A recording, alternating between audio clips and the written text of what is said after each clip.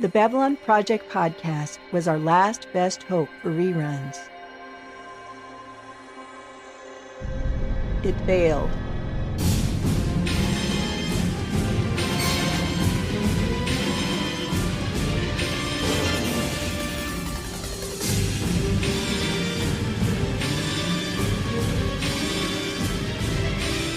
But in the year of the Shadow War, it became something greater. Our last best hope for fandom.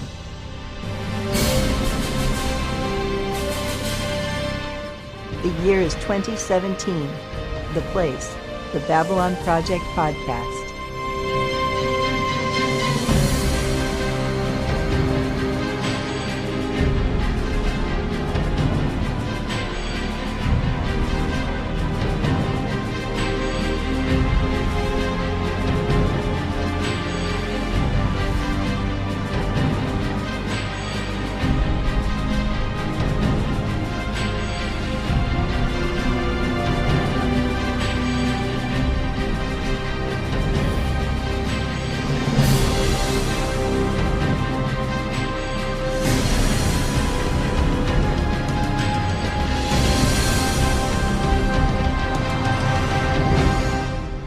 This is Maggie Egan, your ISN news anchor, and you're listening to the Babylon Project podcast. Thanks for listening. Hello there again, Babylon 5 fans. This is the Babylon Project podcast. This is Raoul Wybera joining you as always with my good friends Jim Airwood and JP Harvey. Say hello, gentlemen. Hey, how you doing? Hello, everyone. Oh, if I sound a little off, it was because I botched up the initial recording start, folks, and here we are on Tarai 2. Well, Jim, I'm going to go ahead and ask, but I think I have an idea. What episode are we talking about tonight? A late delivery from Avalon. A very, very intensive story. Not a high-action story, but it is very intense, and it gives us a lot of good background information. It's a lot of fun, too. That it is. That it is. As you've mentioned, it's got a very, very significant stage and screen actor in this episode. Mm-hmm. And this is a Marcus heavy story. Yeah, actually, in a lot of ways, it is. Michael York's in it, so yeah, you it would hardly be a surprise if it didn't throw the Brits together. In a serious manner. I guess probably the best way to get this set up for us is, Jim, do you have a synopsis for us? Coming right up. Archive. Access. Initiated. A man arrives on Babylon 5 claiming to be King Arthur returned from Avalon. The legend says that the mythical character will return when he is most needed, and Arthur believes that he is needed but is not sure what he's needed for. While Dr. Franklin attempts to positively identify the stranger, Arthur escapes MedLab and goes about the station performing good deeds, and he meets Jakar, who helps Arthur as he goes about his chivalrous business. Meanwhile, Franklin manages to positively identify Arthur, who is actually one David McIntyre, a former gunner who fired the first shot during the Earth-Minbari War 15 years earlier. Franklin believes it is his duty to tell McIntyre who he actually is, but Marcus is against that, telling Franklin that it will do more damage than good. When Franklin tells McIntyre the facts, the latter enters a catatonic state after explaining that Excalibur, his sword, must be returned to the Lady of the Lake. Delenn is recruited to fill the Lady of the Lake role and takes the sword from McIntyre, which brings him back to consciousness and cures his delusions. McIntyre leaves the station with a group of Nards who help to organize the resistance against the Centauri. Sheridan is worried about the defense of the station, believing that he cannot rely on the Minbari forever for help. He devises a plan and proposes the League of Non-Aligned Worlds to continue trading on Babylon 5 if they agree to help. Some agree while others do not. Mr. Garibaldi goes to the station's post office to pick up a package of some of his favorite food items, but learns that it will cost him an excessive amount to pick up the package because of the difficulties involved in moving the mail since Babylon 5 broke away from the Earth Alliance. He refuses to pay and later unsuccessfully attempts to steal the package. Finally, he decides to pay for the shipping, but tells the station's postmaster that he will have to begin paying rent unless he gives Garibaldi a bribe for exactly 1 credit more than the cost of the postage for the package he received. Well, there it is. Nice. There it is. Yeah. So, a King Arthur story. Yeah, an interesting twist on a King Arthur story. Mm-hmm. And, we've kind of let the cat out of the bag as far as who the guest stars are, at least one of them. Mm-hmm. But let's go ahead and make it official here. Sure. Character files opened. Well, we start off with Michael York as King Arthur / David McIntyre. His only appearance on Babylon 5.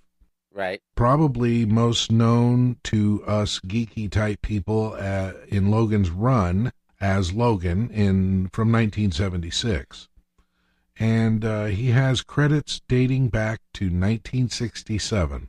And we would be probably here all night if we went completely through the man's credits. So he's been in a whole lot of stuff in all different kinds of roles. The other thing I remember him in is Three Musketeers. Mm-hmm. Playing D'Artagnan. Yeah, he was D'Artagnan, the ne'er-do-well fourth musketeer. Mm-hmm. And, oh, gosh, this is a dumb one. No, I don't think he ever did. I know he's done a lot of Shakespeare. That was his real claim to fame as a Shakespearean actor. Mm-hmm. His Hamlet is fantastic. I'd say it's almost as good as his Basil exposition in Austin Powers. Oh. Or Basil exposition. Oh, gosh. Did York ever do Camelot? I don't know. Honestly, I don't. I as I said, I didn't dig too deep into the credits because it was a huge list. Yeah, and I know that. That's Camelot. Of course, everyone thinks Richard Harris, obviously. Yeah. But I don't know why. For some reason, I have an image of him connected with it. Anyway, who else do we have? Well, and we have a gentleman named Michael Kagan who plays Emmett Farquhar. He was the postal worker that I mentioned in the synopsis. Oh gosh! Again, this is his only appearance on Babylon 5, and another appearance he had in Star Trek Voyager. There's got to be a story behind the name. I haven't found it, but good heavens! Yeah. So that's our guest cast for tonight. Initiating plot analysis. Like JP noted, this is something of a Marcus story, but it really doesn't start off with that kind of a direction at all. It starts off with Sheridan and Susan kind of worried. The station's open again, as they said last time. Babylon 5's open for business, but they're not getting Earth funding anymore, obviously. Mm-hmm. So they need to find some way of increasing the trade revenues and getting some help and protection. So that sets out one side story. Yep. And the other side story, how do I put it? Forget the Earth Alliance military breaking Babylon 5. They're amateurs. You really want to break someone? Drop the bureaucracy of the Postal Service on them. Yeah. Mike's thinking he's going to beat the post office. Yeah. Good luck. Yeah, that never goes well. He's got a whole big shipment of goodies coming in, and as you noted, they're trying to slap him with the postmaster's trying to slap him with a ridiculous padded price to get it Yeah. through. Well, not only does the station need funding, Mike also needs funding. Yep, and pepperoni. I wonder if he's trying to put together another Banya Cauda dinner. Banya Cauda? Yes. No idea. One of my wife's friends makes that. And I have got to convince her to make it for us someday. Have you ever had that, JP? I have never had that. I'll tell you what, the anchovies don't appeal to me. I'm not a fan of the anchovies, but if it's a dish you can hold those out of, I'd probably enjoy it. Yeah. I'm not an anchovy fan, but let's face it, anchovy is a key ingredient for a Caesar salad, for a Caesar dressing. And I love a good Caesar salad. Well, that's why I order. That's why I order blue cheese. I'm going to leave it as it's much more of what do they do with it. Yeah. But now we turn a little serious because someone is having a bad dream. Mm-hmm. Let's just say, and because I've heard some people talk about how, is he not, what kind of connections? Well, we know right here from the beginning that whoever this guy is having some sort of issues. Yeah, and he finds a sword. Yep. Excalibur. Well, the other piece, and it almost looks like, we've got yet another story segment here, but no, it's not so much that. It connects into this main storyline. We find Franklin and Marcus working together, helping sick lurkers. Mm-hmm.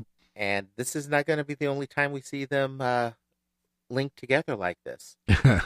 No, and it's pretty funny when they get together. Oh gosh, yeah. But you know what? I almost think part of what led to it is what we saw with them here, because there really is a good chemistry between the two actors. Mm-hmm.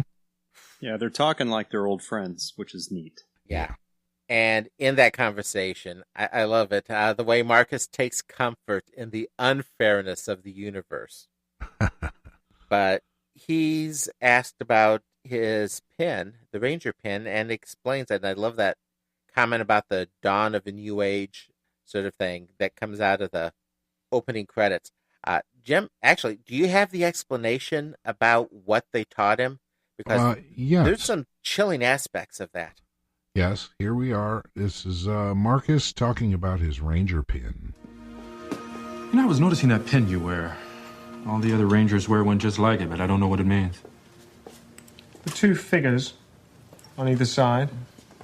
One human, the other Minbari. They blend together in the middle to signify the two halves of our souls uniting against a common enemy. This jewel? Minbari call that Izilzar, means the future, birth, beginnings, dawn of a new age. Itzilzar. I like it. It's a subtle language for subtle people. Took me a year of studying to get the fundamentals down.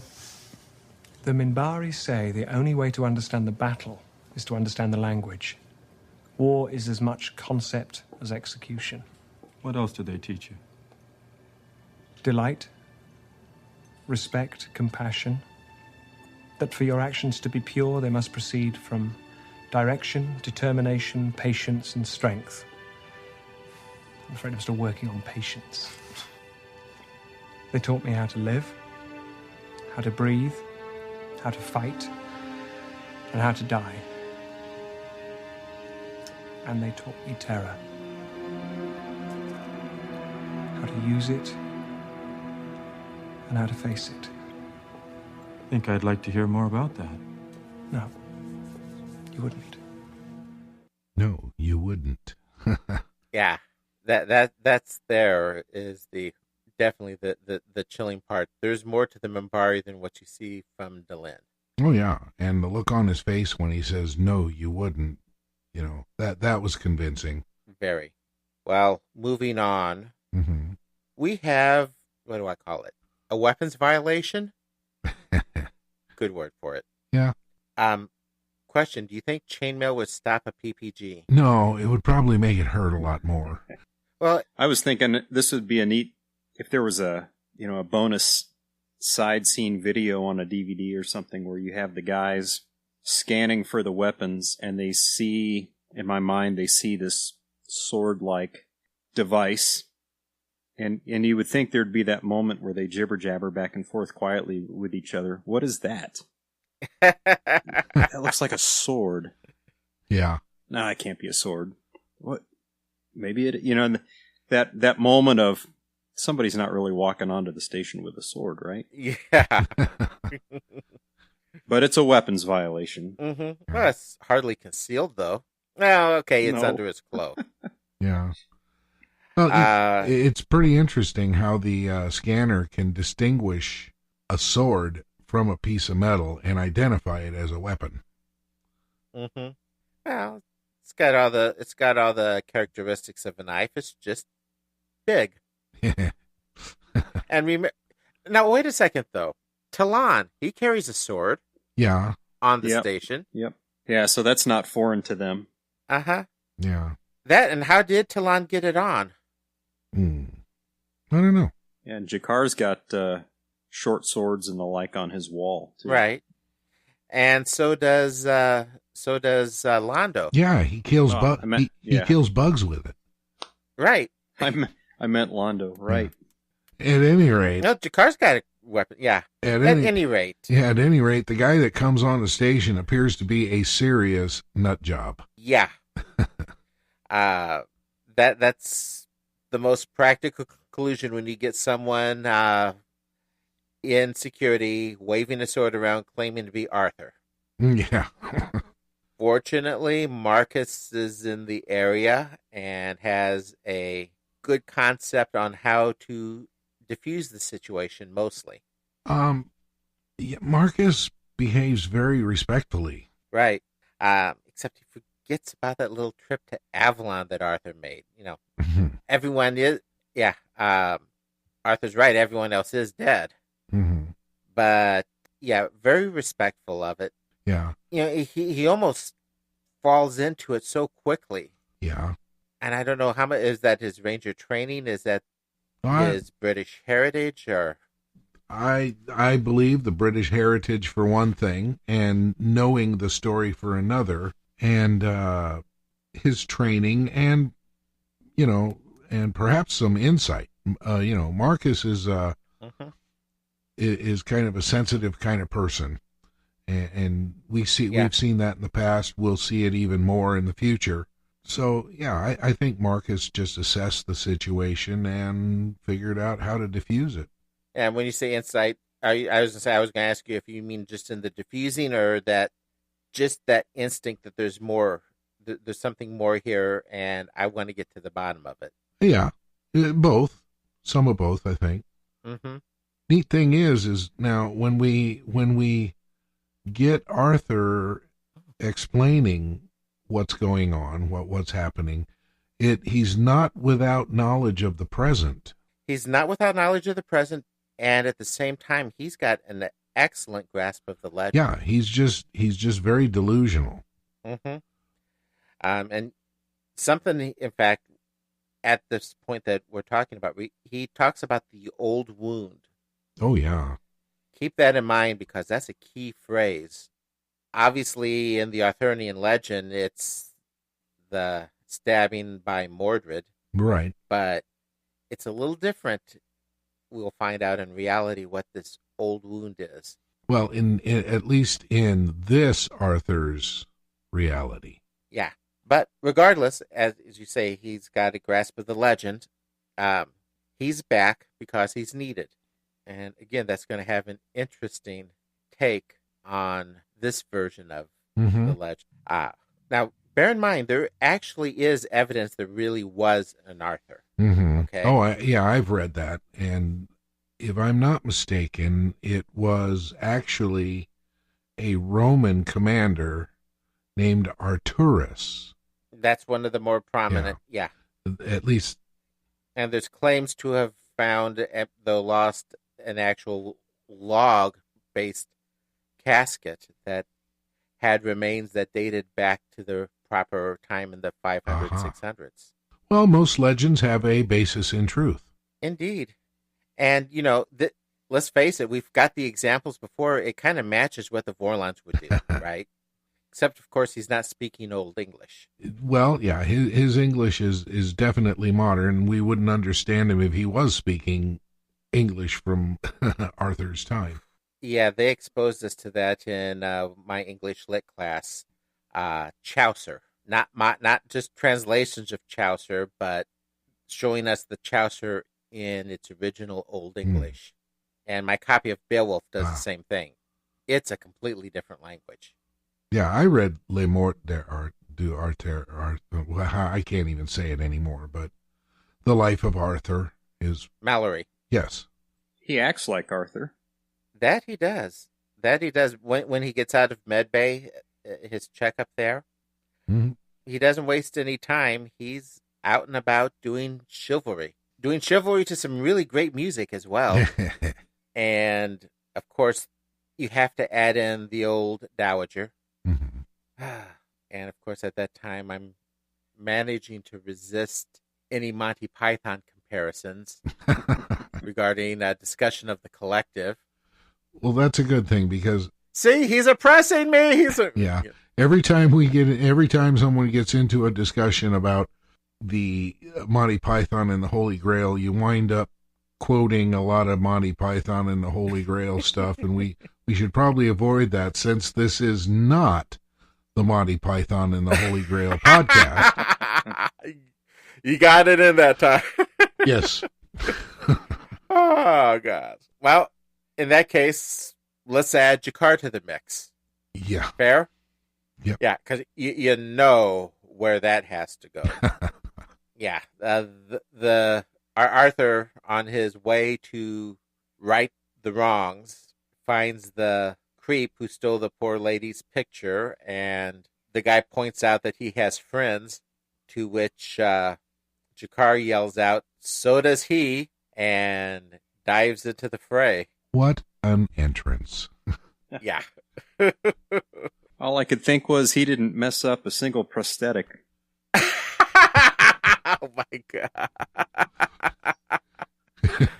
Oh, gosh. That was a leap. It was. It was, indeed. But yeah, that was just so darn heroic. I mean, yeah, I mean, it really was a great piece. It was a fun piece, and the line afterwards, a very satisfying thump when they hit the floor. Oh gosh, their conversation afterwards, as Warrior Born. This is another just great Michael York delivery. If you've got that for us, sir. I do. By Jequat, I can't recall the last time I was in a fight like that.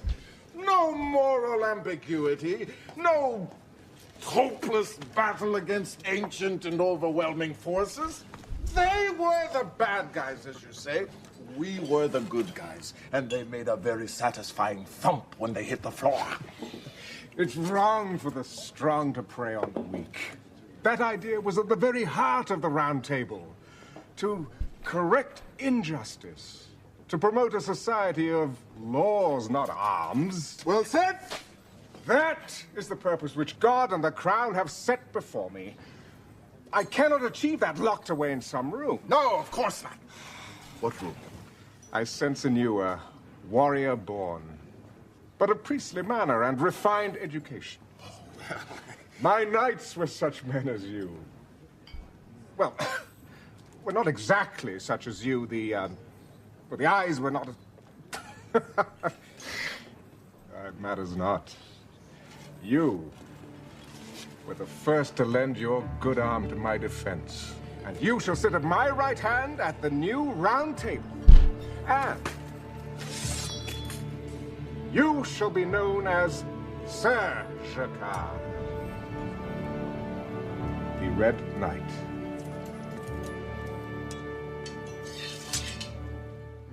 Well, two things come to mind off that. One is that is an excellent description of Jakar. Yeah. He definitely reads the guy correctly. The new Jakar. Yeah, the new Jakar. And it's almost prophetic as far as the whole priestly, the whole thing along with. But the other part is the degree to which Jakar takes him seriously. Yeah, Jakar seems to just accept him for who he is, almost the way Marcus did, to defuse the situation when Arthur shows up. Just takes him at face value, doesn't argue with him, doesn't challenge him. Mm-hmm. Yeah. Jakar's talking to Arthur. And he's enjoying every pint of it. Oh, yeah. And Jakar doesn't even know who Arthur is. Yeah, he sees a like-minded individual and bonds with him. Mm-hmm. A person of action. Right. And as he said, no ambiguity, no gray areas, the good guys and the bad guys, like he wants it to be. Yep, much simpler times. Yeah. Mike, in a break for a little brevity here, is still fighting the post office. Yeah, after hours. Yeah.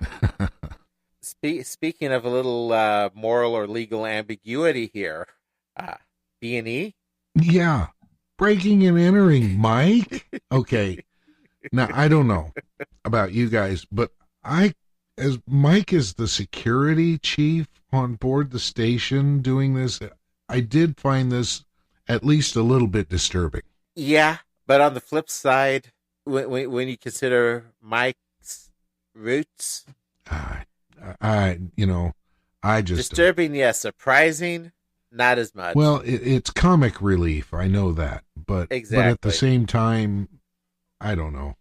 I just don't see Mike breaking the law to get his baloney. You know what I mean? Does that postmaster guy sleep under the counter? He's the only worker in the post office. Well, he's not there waiting just for Mike to come and break in, is he? I mean, the guy must be sleeping under the counter because he just pops up. And so now you're going to have to pay for the lock, too. I almost wonder if he was expecting... It's almost like he was expecting something from Garibaldi. I guess. But, yeah, it was a good break. Especially with what we come into next. How do I put it?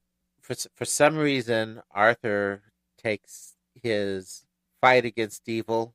I mean, it's not just acts of chivalry and the delusions. He takes it very, very personally, I guess is a good way of putting it. I think you've got the clip for that. Let's go ahead and hit the clip and then follow up. Okay. Do you mind if I ask you a question? Not at all, my good comrade in arms. You seem to take our battle quite personally, as if what they had done offended you. It did. At Camlin Field, my knights lay dying or dead.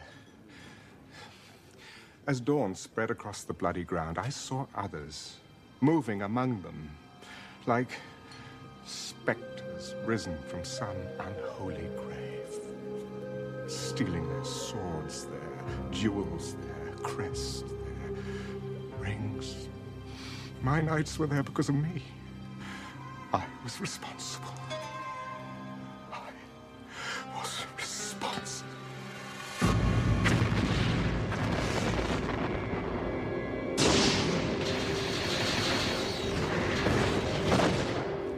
Are you all right?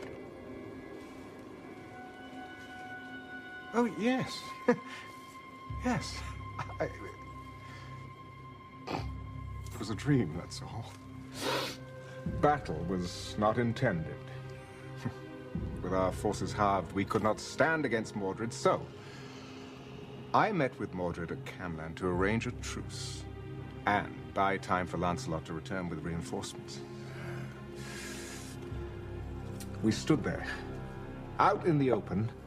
Each of us had 14 knights at his side. Our armies had been told to watch and attack if someone drew a sword. We just finished our negotiations when one of Mordred's knights saw an adder about to strike, so he drew his sword, The others saw it and...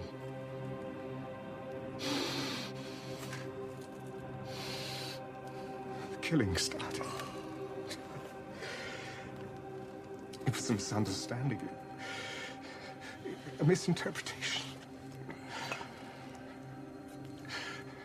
See what it cost us. Now, for those that know how the Battle of the Line went, this is a perfect description of what happened. Uh-huh.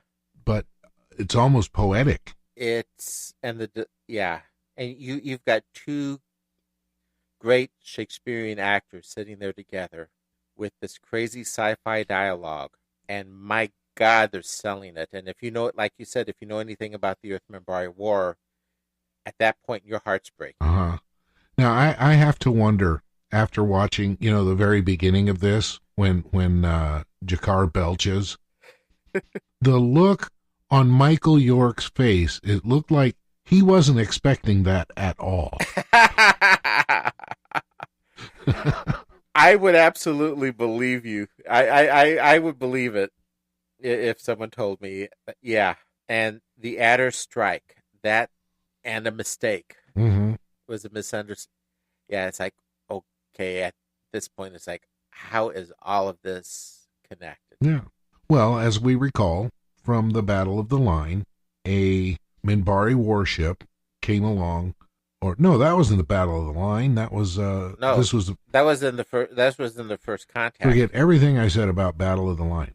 No, because Jim, part of this is a flashback, and that's why I let it go.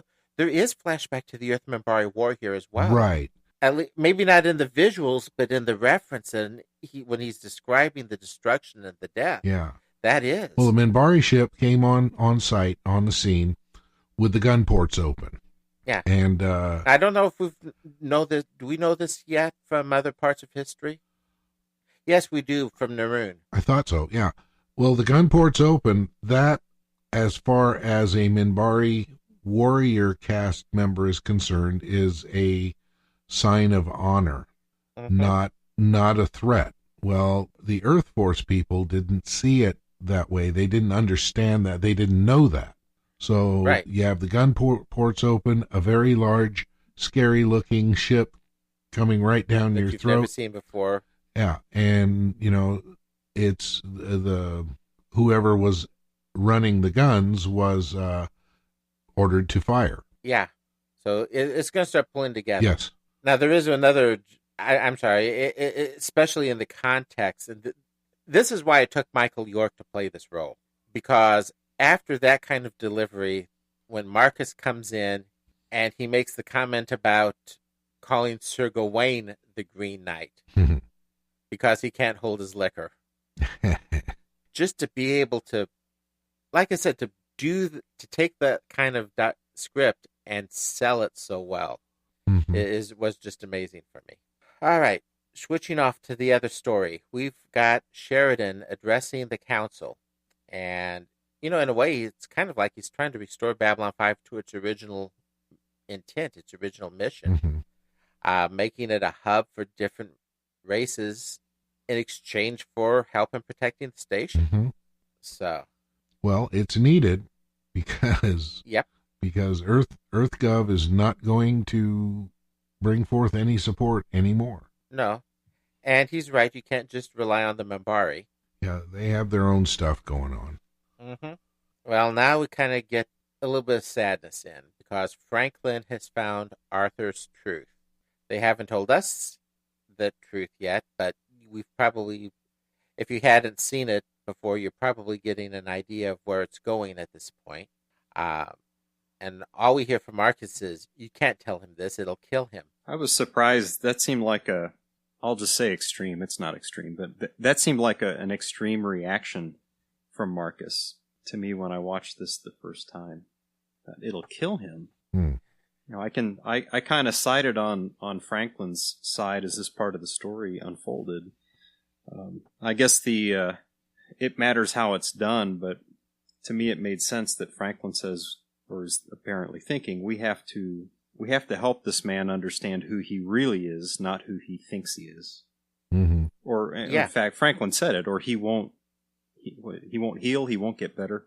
But is the truth really that important? That's the question. Yeah. That's kind of becomes the question. Marcus is basically, and I tend to agree with JP on this, Marcus is more or less romanticizing the whole concept of Arthur and what he means and what he stands for. Well, and see, I kind of agree with Marcus. I think it's very sad because that aspect has now been taken away from it. There's no mystery. There's no more wondering. And, you know, the guy started out looking like a nutcase, and by now he doesn't seem so crazy anymore. In fact, he seems rather noble. Yes.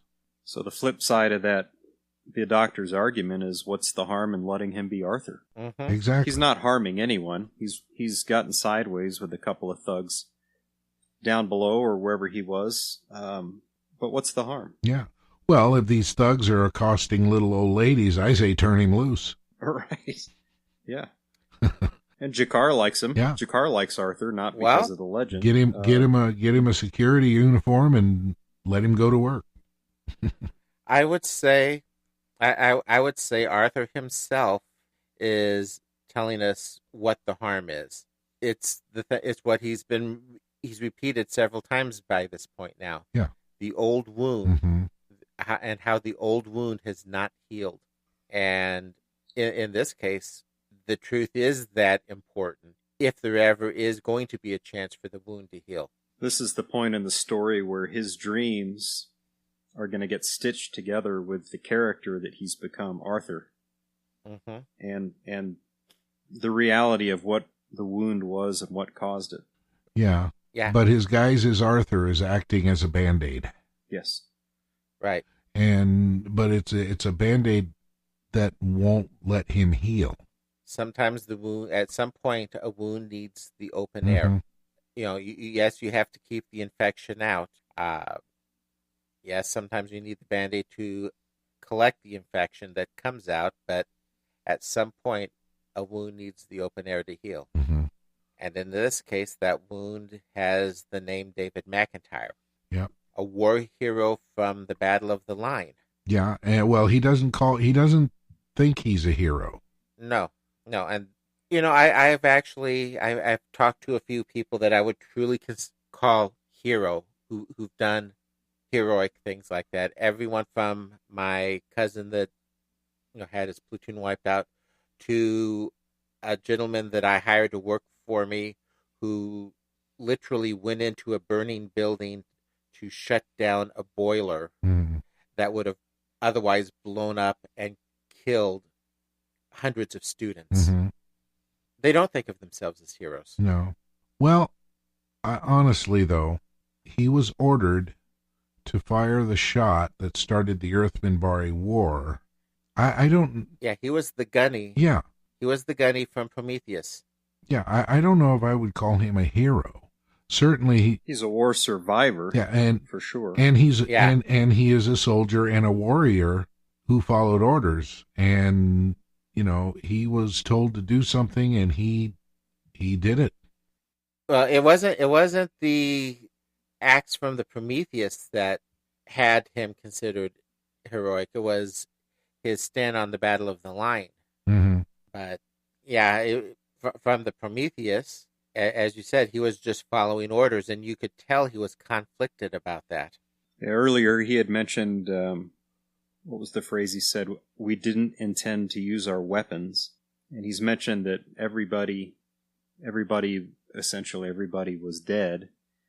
And it makes me think that a part of, some of this may be post-traumatic stress, but some of this could be, when it's all said and done, simple survivor's guilt. Yeah. He did the right thing, followed a lawful order, and it resulted in a lot of death. He feels guilty about that, and then he realizes he's still alive. Yeah. Right. And he's now lost in that burden and becomes Arthur to manage it. And now see the delusional state of him, I would say he has big time PTSD.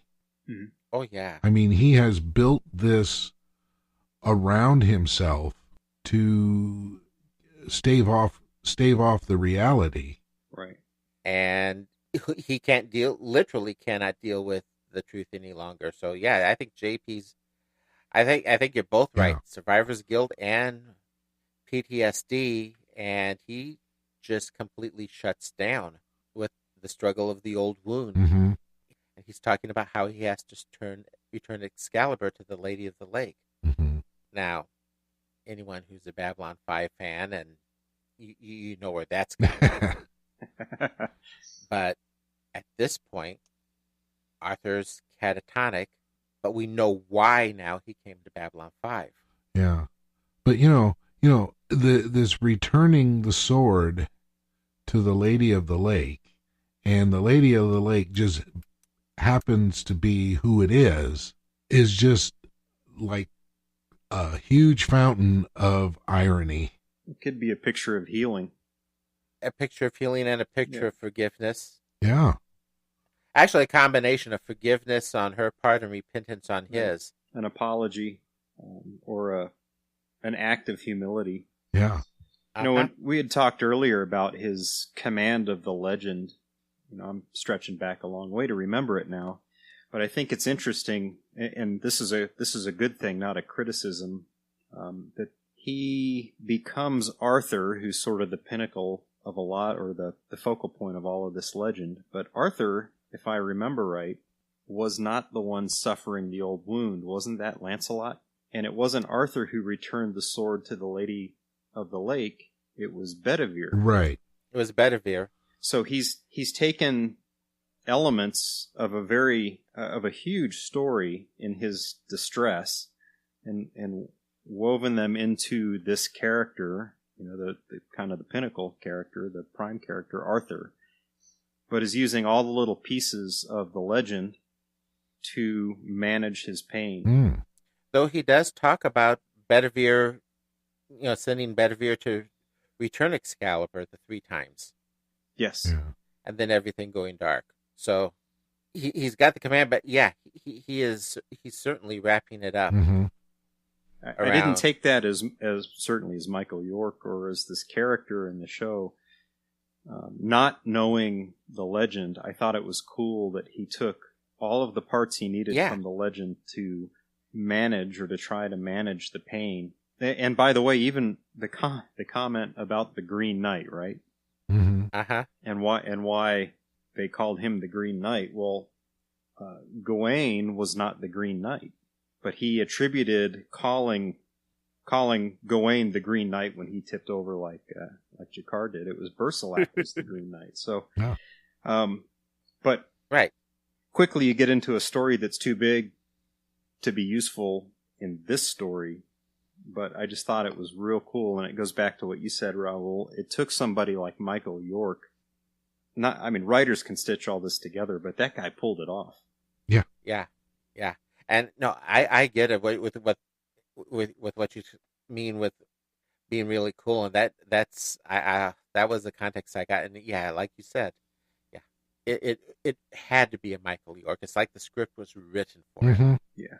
That's probably because they couldn't get Richard Burton. Or Richard Harris. Yeah. He has this guilt, right? He mentions the old wound. He talks about returning Excalibur to the Lady of the Lake, and he's catatonic. And and Franklin's not happy, right? Back. The empty room that just jars back, going along with the empty mind. Yeah. Now we get a real short break in here, just letting us know that Sheridan got his mutual defense treaty. Right. And they don't waste any time at all getting us back to this, with us in Medbay and Franklin wondering if Marcus was right.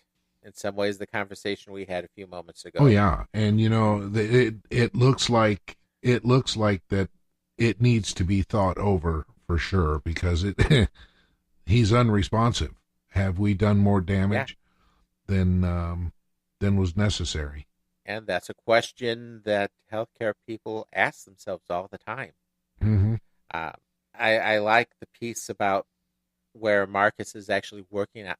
In a way, it's almost like they've kind of exchanged roles here. Franklin's beginning to wonder if they shouldn't have told him the truth, and Marcus is now trying to get to the truth of why he came here. Mm-hmm.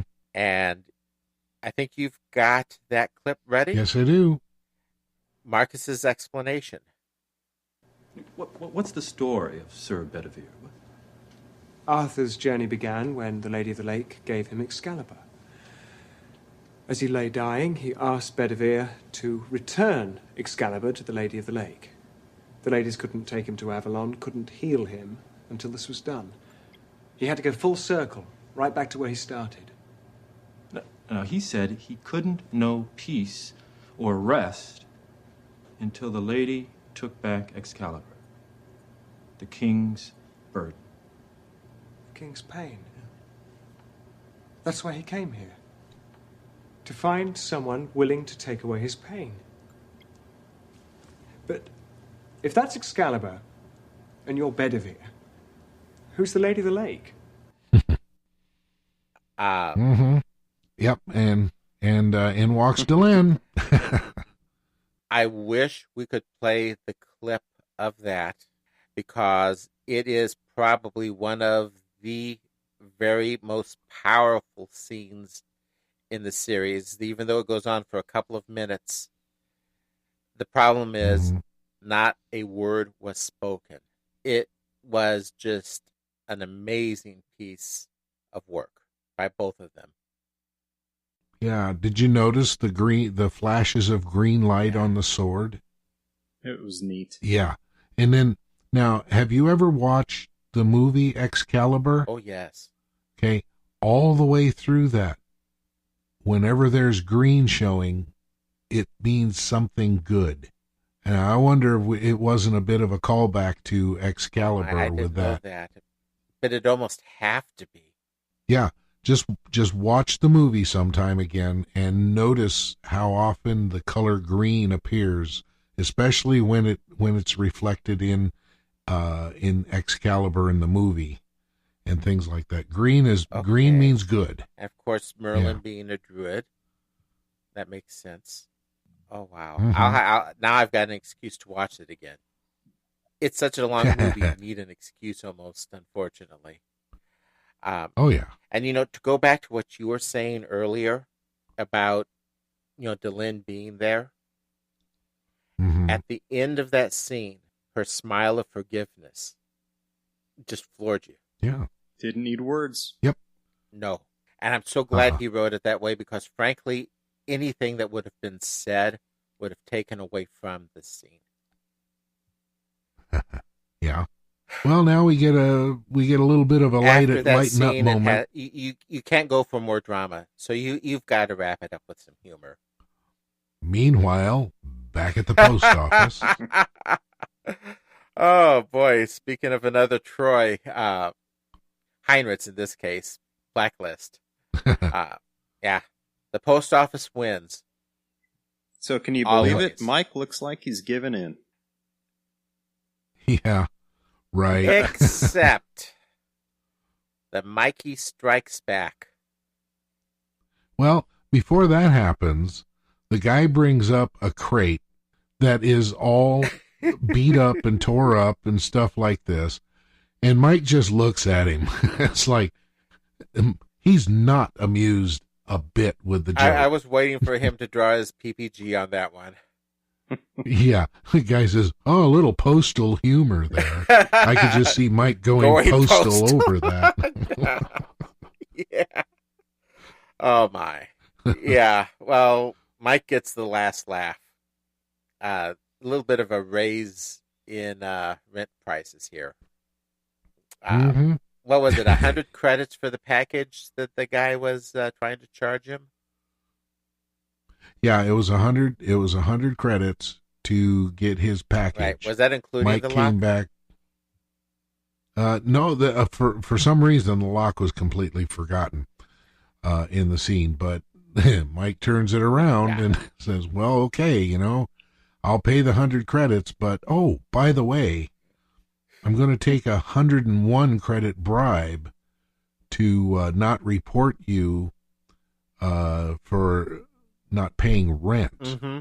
And uses the rationale for the higher rent, or the same rationale that the postman used for the increased cost of the package. It was beautiful. Poetic justice. Yep. And also somewhat lighter, David / Arthur. And, even now that he's back to David and the burden has been lifted from him, it's like some of Arthur has stuck with him because he's going to Narn to help with the resistance. Arthur might not be able to help, but David can help the Narn. Well, Arthur was always there beneath the surface, and Arthur came back for David when he was right needed. Back to the beginning.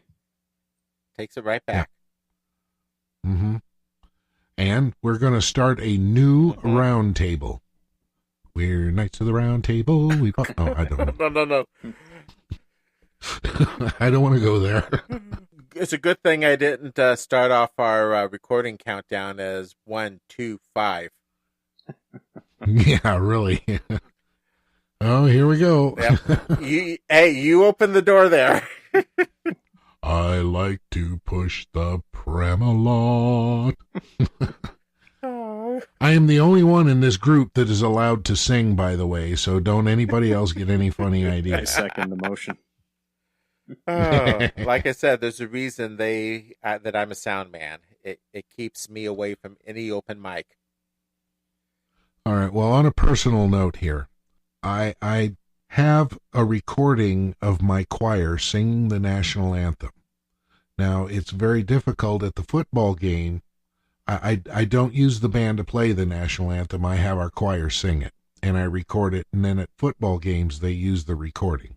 One night, I'm at the football game. This was a few weeks ago, and they could not find the recording of the national anthem.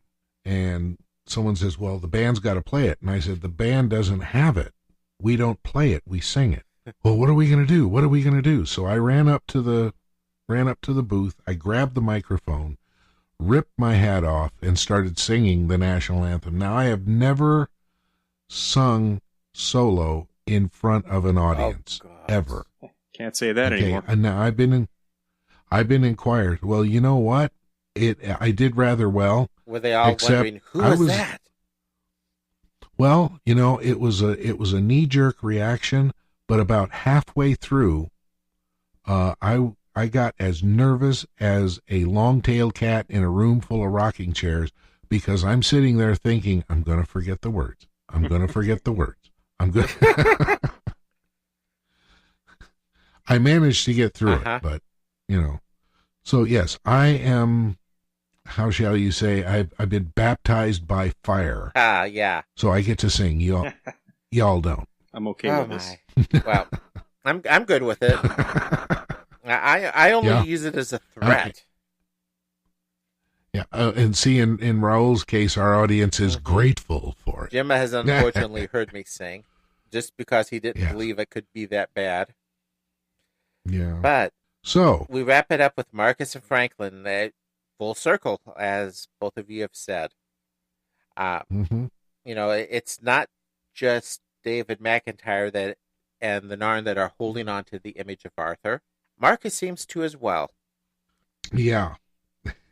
And it's kind of interesting because now as they leave the scene, right, Marcus is going down through. Okay, and so Sheridan is this one, and Kosh is Merlin, and Marcus sees himself as Lancelot, and probably not Franklin the most is promising Bedivere. future there either. No, and then he leaves with the question, who is Morgan Le Fay? So I thought about that, and let's see, that's Mordred's mother. Could it be the woman from the Night Watch that tried to seduce Sheridan a few episodes ago? Well, you know what? Let's not say it, but I'll tell you what. We're going to find out in episode 21 of this season. I was just going to ask you that. Called, do you think we might learn at the end of the season? And shadow dancing. I had never made the connection until you brought this up, but damn it, that is a home run, Jim Arrowwood. That is a complete and total home run. Yeah. Now we have to remember this so we can remind everybody who Morgana is.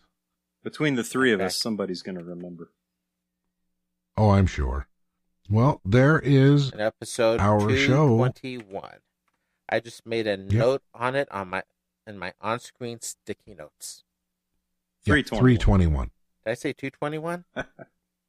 Yeah. Did I type 221? We don't want to go back in time. This is not a time travel podcast. Once an episode. Oh, this was really a great piece of work. Great cast. You've got these wonderful Shakespearean actors, wonderful stage actors. How can you not give them an opportunity to do a piece of art like this? Yeah. It is a lighter episode. Overtones. Yeah, or undertones. Serious overtones and fun. So, but you often find some of the greatest humor in some of the deepest drama. Yeah. Well, we needed this break because the stuff that has gone before, a few episodes before this one, were really, really heavy. And don't forget, there's this roller coaster that you call the rest of the season. What do we have next? We have Ship of Tears, Interludes and Examination, War Without End, the two-parter, Walkabout, all the way up to episode 322, which is called Zahadum. And it's intense. And it's roller coastery. Yeah. JP, what about you? You have closing thoughts? I enjoyed this. I could have watched it just for Michael York. Yeah. I could go upstairs now and watch it again after this conversation. Yeah. And largely, as you say, for Michael York. Right. Yeah. He is one actor that I really enjoy. Another one, Peter O'Toole, is another one that I don't care what he's in. He just takes over everything. So between this episode and the next, we need to go watch Logan's Run. And Excalibur. And all three Austin Powers movies.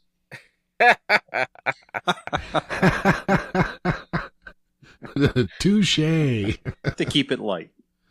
To keep it light.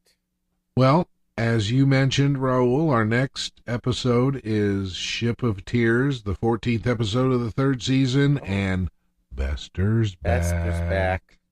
Yes, it is.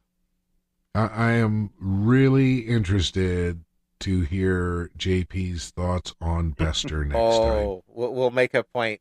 We'll make a point to leave some space for that in our plans. Okay, folks. Any other last thoughts? No, sir. Well, did we have any boom today? Well, not counting the Dream, which was, 10 years plus ago? No boom today. There'll be boom tomorrow. Really? Really. There's always boom tomorrow. Oh, Exactly. Listen to the guy. I keep forgetting that. Good night. Good night, everyone. So long. Podcast terminated. Thank you for listening to the Babylon Project podcast. You can email Raul and Jim at the Babylon Project podcast @gmail.com. You can find us on Facebook at the Babylon Project Podcast. On the internet, we are at babylonprojectpodcast.wordpress.com. To subscribe to the podcast, you can find us on iTunes, or you can subscribe to the RSS feed on the webpage.